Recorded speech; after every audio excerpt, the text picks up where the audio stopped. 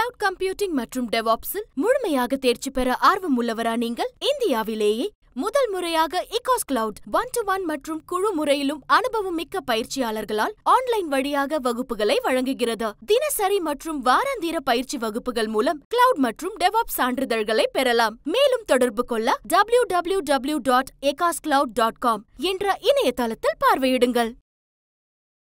அனைவருக்கும் வணக்கம். இரண்டு மனங்கள் ஒத்துப்போய் திருமணம் செய்வதற்கு எந்த அளவுக்கு உரிமை இருக்கிறதோ அந்த அளவுக்கு இரண்டு மனங்கள் ஒத்து வரவில்லை என்றால் விவாகரத்து செய்வதற்கும் திருமண பந்தத்தை நிறுத்திக் கொள்வதற்கும் அவர்களுக்கான உரிமை சட்டத்தால் வழங்கப்பட்டிருக்கிறது.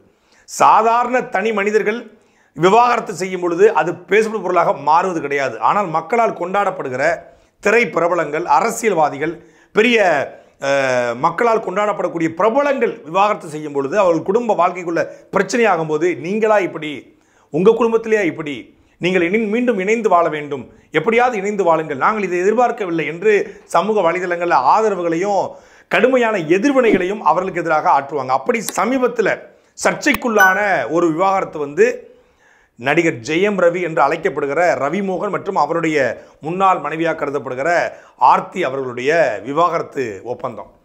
நீதி வழங்கும் போது அண்ணன், தம்பி, சொந்தம், பந்தம், பணக்கார, ஏழை எதையுமே பார்க்க கூடாதுடா. நாயத்தை மட்டும் தான் சொல்லணும். அன்னை பர்னிச்சர்ஸ், அன்னை திருமண சீர்வரிசை பொருட்கள், டிவி, ஃபிரிட்ஜ், வாஷிங் மெஷின் உள்ளிட்ட 200க்கும் மேற்பட்ட பொருட்கள் அடங்கிய திருமண சீர்வரிசை ரூபாய் 99,000 மட்டுமே. தமிழகம் முழுவதும் இலவச டோர் டெலிவரி. தொடர்புக்கு 7550014440. விவாகரத்தை பொது வழியில் சமூக வலைதளத்தில் நாம் விவாகரத்து செய்ய போறோம்னு சொல்லி ஜெயம் ரவி கடந்த செப்டம்பர் மாதம் அறிவிக்கிறாரு. இப்படி இந்த திருமண பந்தத்தில் தான் அவர் விலகிறாருங்கிற விஷயமே அவர் சமூக வலைதளத்தில் போட்ட பிறகு தான் எனக்கு தெரியும். அவர் நான் இன்னும் நேசிக்கிறேன், என் பிள்ளைகளுக்காகவே நான் அவரோட இருந்து வாழ விரும்புகிறேன்னு சொல்லி ஆர்த்தி ஒரு பக்கம் சொல்கிறாங்க. அதற்கு பிறகு ரெண்டு பேருக்குமான பஞ்சாயத்துகள் நீதிமன்றத்துக்கு போகுது. நீதிமன்றத்தில் ஜெயம் ரவி முறைப்படி விவாகரத்தை தாக்கல் பண்ணுறாரு. ரெண்டு பேரும் வந்துட்டு போகிறாங்க. இந்த சூழ்நிலையில் அவர் வேறொரு பெண்ணுக்காகத்தான் என்னை விட்டு பிரிகிறாரு அப்படின்னு சொல்லி சமூக வலைதளங்கள் வாயிலாக ஜெயம் ரவி மீது கடுமையான விமர்சனங்களை ஆர்த்தி வச்சுருந்தாங்க. ஆனால் கடந்த அவங்க வச்ச குற்றச்சாட்டு கிட்டத்தட்ட உண்மைதான் அப்படிங்கிற மாதிரி நிரூபிக்கிற மாதிரி ஐஸ்ரீ கணேஷ் என்று அழைக்கப்படுகிற தயாரிப்பாளருடைய வீட்டு திருமணத்திற்கு ஒரு பாடகியோடு ஜெயம் ரவி வராரு. சமூக வலைதளங்களில் கடுமையான விமர்சனங்கள் ஜெயம் ரவி அவர்கள் மீது வைக்கப்படுது. அப்போது இந்த பாடகிக்காக தான் குடும்பத்தை அவர் பிரிஞ்சிருக்காரு, அப்போ அவங்க மனைவி சொன்னது உண்மைதான் அப்படிங்கிற மாதிரி ஆயிடுது. இதற்கு எதிர்வினையாற்றுவது போல ஆர்த்தி ஒரு ரெண்டு பக்க கடிதத்தை போடுறாங்க. என் பிள்ளைகளுக்காக நான் வாழ விரும்புகிறேன், என் பிள்ளைகளுக்காக நான் வாழ்ந்து கொண்டிருக்கிறேன், என் பிள்ளைகள் உங்களை அப்பான்னு அழைக்கிறாங்க, ஆனால் நீங்கள் அதுபோல் நடந்து கொள்ளலை, இந்த வீட்டையே இந்த வீட்டிலேருந்து எங்களை காலி பண்ண வைக்க பார்க்குறீங்க, பொருளாதார ரீதியாக நான் ரொம்ப கஷ்டப்படுறேன், என் பிள்ளைகளை வச்சு நல்லா அவங்க ஒரு 14 வயசு ஆயிடுச்சு, இன்னும் அவங்களோட பொருளாதார தேவைகள் அதிகமாக இருக்கும், படிக்கணும், கல்லூரி போகணும், அது மாதிரி தேவைகள் இருக்குது. இந்த சூழ்நிலையில் ஒரு அப்பாவாக நீங்கள் நடந்து கொள்ளலை, இன்னும் உங்களை நான் காதலித்து கொண்டிருக்கேன் அப்படின்னு சொல்லி ஒரு உருக்கமான கடிதத்தை ரெண்டு பக்கத்துக்கு போடுறாங்க. அப்போது இந்த பெண்ணுக்காக தான், அதாவது அந்த பெண்ணுக்காக தான் எங்களை விட்டு நீங்கள் பிரிஞ்சிட்டீங்க, இப்போ ஒரு புதிய உறவுகள் உங்களுக்கு வந்ததுனால நாங்கள் பழைய சுவர் போல் ஆயிட்டோம் அப்படின்னு சொல்லி ரெண்டு பிள்ளைகளையும் முன்னிறுத்தி எங்களுக்கு பிரச்சனை இருக்குது, குழந்தைகளை அவர் கவனிக்கலை, அப்பாவா ஒழுங்காக நடந்து கொள்ளலை, பொருளாதார தேவையை பூர்த்தி பண்ணலை, எங்களை விட்டுட்டு போயிட்டாரு. ஒரு ஒரு குடும்ப பந்தத்தில் இருக்கக்கூடிய ஒருத்தன் இன்னொரு பெண்ணோடு போனால் என்னென்ன குற்றச்சாட்டு வைக்கணுமோ அத்தனை குற்றச்சாட்டையும் பொது வழியில் ரவிமோகனுடைய மனைவி, ஜெயம் ரவியுடைய மனைவி ஆர்த்தி வச்சுட்டாங்க. கிட்டத்தட்ட 4 நாட்களாக சமூக வலைதளங்களில் உங்களை எவ்வளவோ நேசித்தோம், நான் ஜெயம் ரவியோட ஃபேன் தான், ஆனால் இந்த விஷயத்தில் நான் அவரை ஏற்றுக்கொள்ளவே முடியாது, அவர் குடும்பத்தை பிரிஞ்சிடக்கூடாது, இன்னொரு பெண்ணுக்காக பிள்ளைகளை அவர் கவனிக்காமல் விட்டுருக்கக்கூடாது, பிள்ளைகளை விட்டு கவனிக்காத அவர் எப்படி அப்பாவாக இருக்க முடியும்னு சொல்லி பல விமர்சனங்கள் அவர் மீது வைக்கப்பட்டது. முதல்ல ஜெயம் ரவி அறிக்கை விட்ட உடனே ஜெயம் ரவிக்கு ஆதரவான பதிவுகள், திருப்பி ஆர்த்தி அறிக்கை விட்ட உடனே ஆர்த்திக்கு ஆதரவான பதிவுகள், திருப்பி இப்போ 4 பக்கத்துக்கு ஜெயம் ரவி ஒரு அறிக்கை வெளியிட்டிருக்காரு. அந்த அறிக்கையில் அவர் என்ன சொல்லியிருக்காரு அப்படின்னா, நான் விவாகரத்து பண்ணுறேன், ஆனால் என் பிள்ளைகளை நான் ஒருபோது வெறுக்கலை, என்னுடைய அடையாளமாக, என்னுடைய பெருமையாக, என்னுடைய செல்வமாக நான் கருதுவது என்னுடைய பிள்ளைகளைத்தான், என் பிள்ளைகளுக்காக நான் இப்போ இல்லை, எப்போ இல்லை, எப்போதும் சிறந்ததிலும் சிறந்ததை, எல்லாவற்றிலும் சிறந்ததை நான் செய்து கொண்டே இருப்பேன், அதில் எனக்கு மாற்றுக்கிறதே கிடையாது. ஆனால் இந்த விவாகரத்தை நான் ஏன் செய்கிறேன்னு சொல்லி அவர் தன்னுடைய வலியை மொத்தமாக இறக்கி வச்சிருக்காரு. அதில் என்ன சொல்கிறாரு அப்படின்னா, நான் மட்டும் பாதிக்கப்படலை, இந்த குடும்பத்தில் என்னுடைய மாமனாரும் பாதிக்கப்பட்டார். அதாவது ஆர்த்தி அவருடைய அப்பாவும் இந்த குடும்பத்தால் பாதிக்கப்பட்டிருக்காரு. இவருடைய ஆடம்பரமான வாழ்க்கை தான் இந்த ஒட்டுமொத்தமான பிரச்சனைகளுக்குமே காரணம். கடுமையான கடன் சுமைக்கு காரணமே மாமியாரும் அவருடைய மனைவி தான் அப்படிங்கிற மாதிரி ஜெயம் ரவி குற்றச்சாட்டிருக்காரு. அதாவது ஜெயம் ரவி என்பவரை நீங்கள் ஆர்த்தி பொருசனாக பார்க்கல, நீங்கள் பொன்மூட்டையிடும் வாத்தா தான் பார்த்தீங்க அப்படிங்கிற மாதிரி ஒரு குற்றச்சாட்டை ஆர்த்தி மேலே வச்சிருக்காரு. அதையெல்லாம் தாண்டி கடன் பத்திரங்கள் மீது கடன் வாங்கப்பட்டு சூரிட்டி என்னை கையெழுத்து வாங்கப்பட்டேன், கடந்த 10 ஆண்டு காலமாக நான் உழைத்த மொத்த உழைப்பையும் உங்களுக்கு தான் கொட்டி கொடுத்துக்கிறேன், என்னுடைய பணத்தில் நீங்கள் செல்வ செழிப்பாக வாழ்ந்துக்கிட்டு இருக்கீங்க, அதே போல் என்னுடைய கடந்த 5 ஆண்டுகளாக நான் சம்பாதித்த பணத்தில் ₹1 காசு கூட என்னுடைய அப்பா அம்மாவுக்கு கொடுக்கல, என்னுடைய பிள்ளைகளை கூட நான் பார்க்க பல முறை அனுமதி மறுக்கப்பட்டது, சமீபத்தில் என் பிள்ளைகளுக்கு பாடி கார்டு போடப்பட்டு அதில் நான் பார்க்கவே முடியாத சூழ்நிலைக்கு தள்ளப்பட்டிருக்கேன். இந்த சூழ்நிலையில் போட்ட செருப்பு கூட போடாமல் நைட்டு போட்ட ட்ரெஸ்ஸோட என்னுடைய வேலட்டோ என்னுடைய பணமோ என்னோடய காரோ என்னோடய ட்ரெஸ்ஸோ எதுவுமே எடுத்துக்கொள்ளாமல் ஒரு வீட்டிலேருந்து நான் திறத்தடிக்கப்பட்டேன். ஒரு கடுமையான மன உளைச்சலுக்கு ஆளாக்கப்பட்டு நான் வேறு வழியே இல்லாமல் என்னுடைய உயிரை பாதுகாத்து கொள்ள நான் நேசித்த சினிமாவை எப்படியாவது அதில் ஜெயிக்கணும், எத்தனை முறை கீழே விழுந்தாலும் அதிலிருந்து எழுந்து என்னை நிரூபிக்கணும் அப்படிங்கிறதுக்காக என் உயிர் வாழ்வதற்காக நான் வேறொரு வாழ்க்கையை, நான் எனக்கு பிடித்த வாழ்க்கையை 16 வருஷம் நான் பட்ட வழிகளுக்கெல்லாம் இந்த 2-3 மாதமாக தான் நான் மகிழ்ச்சியாக இருக்கிறேன் அப்படிங்கிற மாதிரி ஒரு அறிக்கையை மிக தெளிவாக போட்டிருக்கார். இந்த அறிக்கையை படித்த பிறகு ஜெயம் ரவி சொல்கிறது சரிதானே, அவர் தானே கொடுமைக்கு ஆளாயிருக்காரு அப்படின்னு நமக்கு தோணுது. ஆர்த்தி அவர்களுடைய அறிக்கையை படித்தா அவங்க பக்கம் நியாயம் இருக்க மாதிரி தோணுது, இவருடைய அறிக்கை படித்தா இவருடைய பக்கம் நியாயம் இருக்க தோணுது. உண்மையிலே யார் பக்கம் நியாயம் சொல்லி நமக்கு தெரிந்த சினிமா வட்டாரத்தில் ஜெயம் ரவி அவர்களுக்கு நெருக்கமான ஆட்கள்கிட்ட விசாரித்து பார்த்த பொழுது உண்மையிலே என்ன நடந்திருக்கு?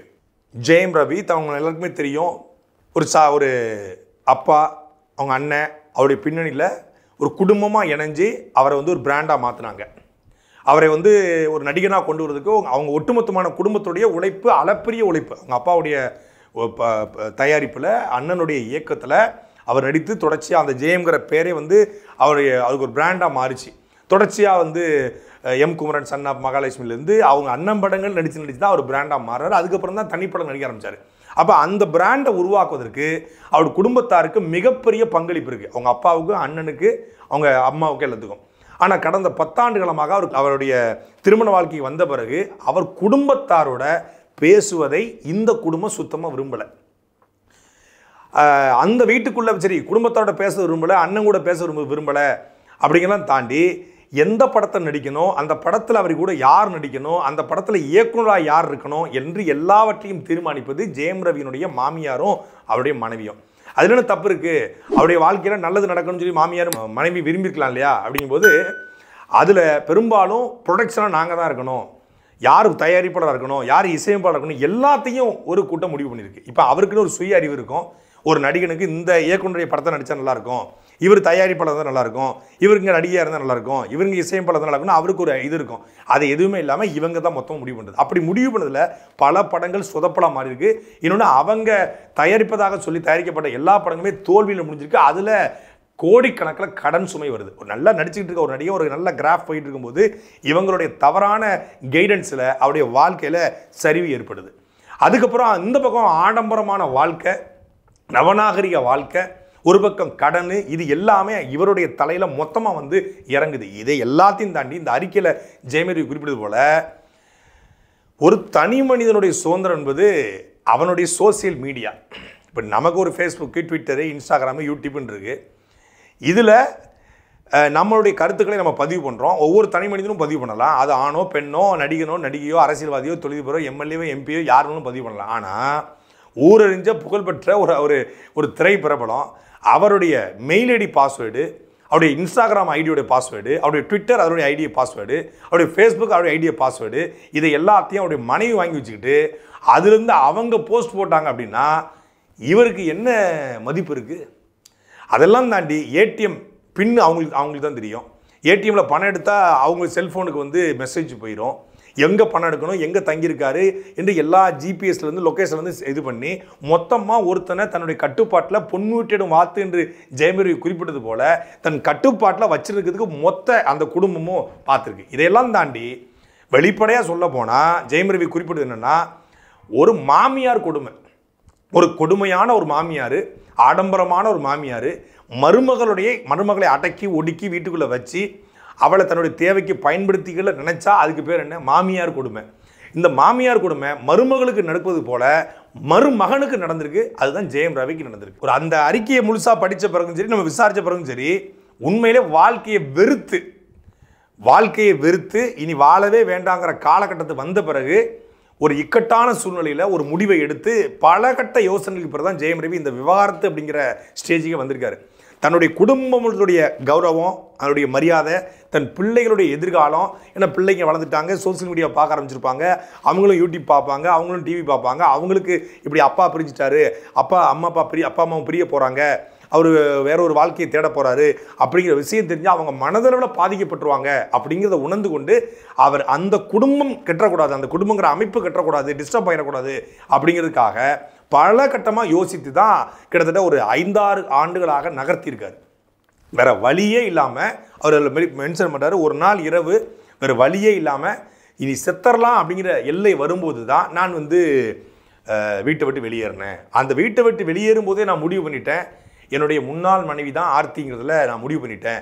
இனி என் வாழ்நாள் முழுக்க அவங்க முன்னாள் மனைவி தான். ஏன்னா ஆர்த்தி சொல்லியிருந்தாங்க, இனி என்னை முன்னாள் மனைவின்னு கூப்பிடக்கூடாது சோசியல் மீடியாவோ இல்லை மீடியாவோ, ஏன்னா நீதிமன்றம் இன்னும் எங்களுக்கான விவாகரத்தை உறுதி பண்ணலை, அதனால் நீங்கள் மனைவின்னு குறிப்பிடுங்கன்னு சொல்லியிருந்தாங்க. ஆனால் ஜெயம் ரவி இந்த அறிக்கையில் 4 இடங்கள்லேயே அவர் கிட்டத்தட்ட எக்ஸ் ஒய்ஃப்னு குறிப்பிட்டிருக்காரு. அதாவது முன்னாள் மனைவி தான், இனி இந்த வாழ்க்கையில் 2 பேரும் இணைவதற்கான சாத்தியம் இல்லை அப்படிங்கிற மாதிரியான அந்த சாத்தியம் இல்லை அப்படிங்கிறதுக்கான காரணங்களை அவர் மிக தெளிவாக விளக்கியிருக்காரு. என்னென்ன காரணங்களால் ஒரு ஏடிஎம் கார்டு பின்னை வாங்கி வச்சுக்கிறது, அது ஏடிஎம்முடைய என்ன எடுக்கிறாங்கிற மெசேஜை பார்த்துட்டு ஏன் இவ்வளோ எடுத்திருக்கேன், ஏன் இவ்வளோ செலவு பண்ணியிருக்கேன், ஏன் இவ்வளோ ஷர்ட் வாங்கியிருக்கிற, இப்போ ஒரு ஆடம்பரமாக ஊதாரித்தனமாக ஒரு கணவர் இருக்கான்னு அப்படின்னா அது ஒரு மனைவி கட்டுப்படுத்த தப்பு இல்லை.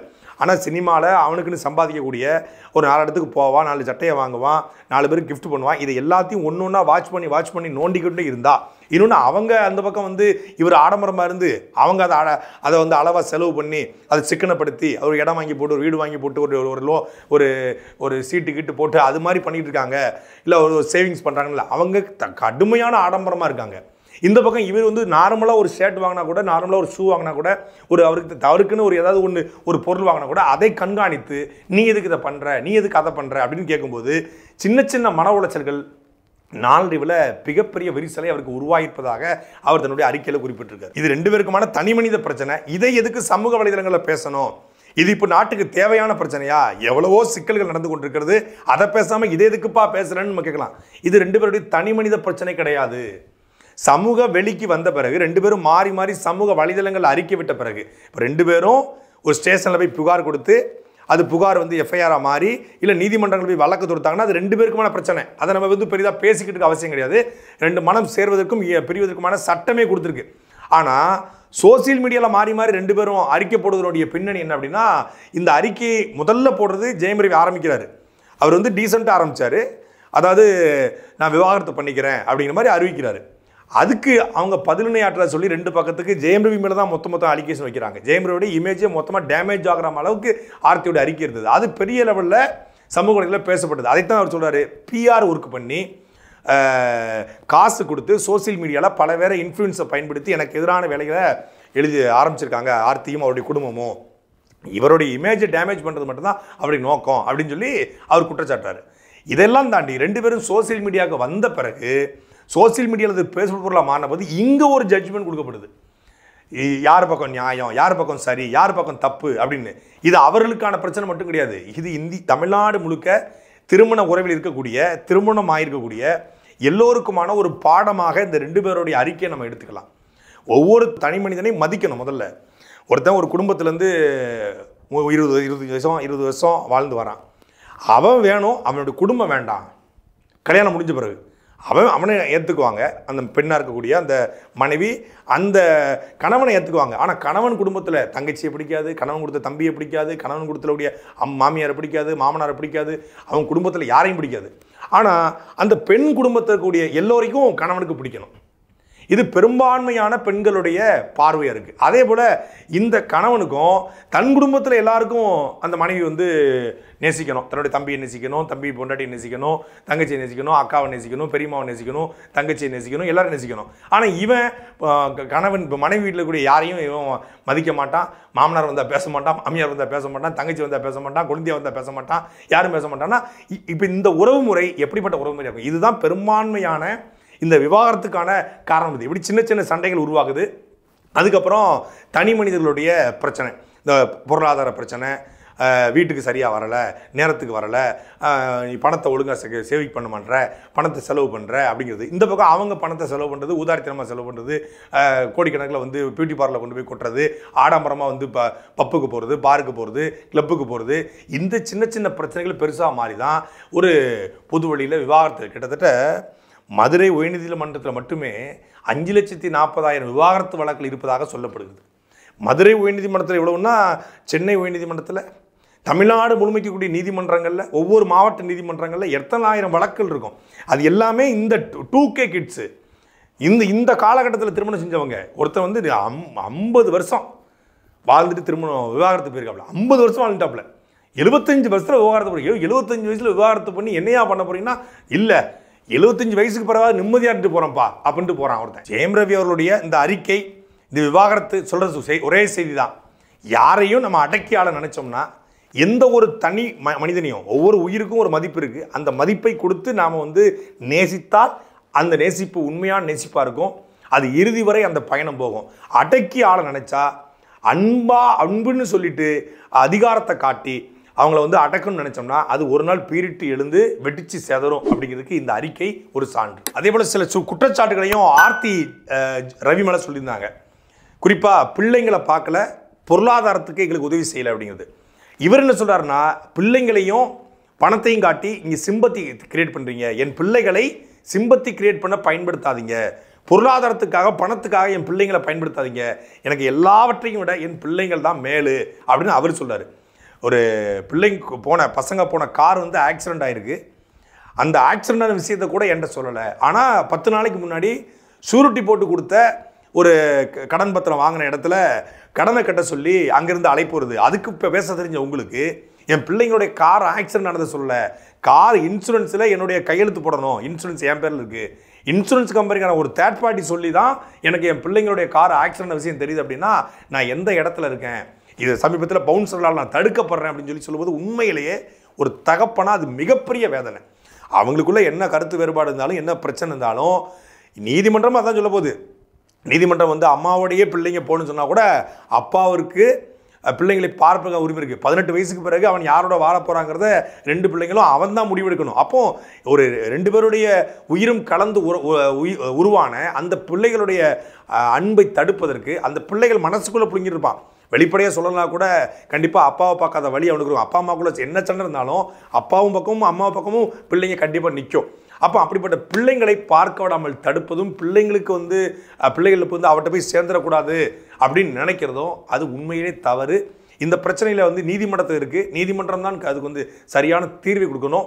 இது பொதுவெளியில் அடித்து கொள்ளக்கூடிய பிரச்சனை கிடையாது, நீதிமன்றத்தின் மூலமாக தீர்க்கப்பட வேண்டிய பிரச்சனை என்பதில் ஜெயம் ரவி மிக தெளிவாக நீதிமன்றத்தில் நம்புகிறேன், நீதியை நம்புகிறேன், ஒரு நாள் எனக்கு நீதி கிடைக்கும், அப்போ எல்லா உண்மைகளையும் வெளிவரும் அப்படின்னு சொல்லி இந்த அறிக்கையை முடிச்சிருக்காரு. ஜெயம் ரவியுடைய பிள்ளைகளுக்காக ஒரு நல்லதொரு முடிவை நீதிமன்றம் அறிவிக்கணும். ஜெயம் ரவி அவர்களும் அந்த பிள்ளைகள் மீது உயிரே வச்சிருக்கிறேன், அன்பை செலுத்துகிற அவர்கள் தான் என் கௌரவம், என்னுடைய பெருமை, என்னுடைய செல்வம்னு சொல்கிறாரு. அது வாழ்நாள் முழுமைக்கும் நீடிக்கணும். சாட்டை எடுத்து நாட்டை திருத்து, இளம் தலைமுறை தானே நீ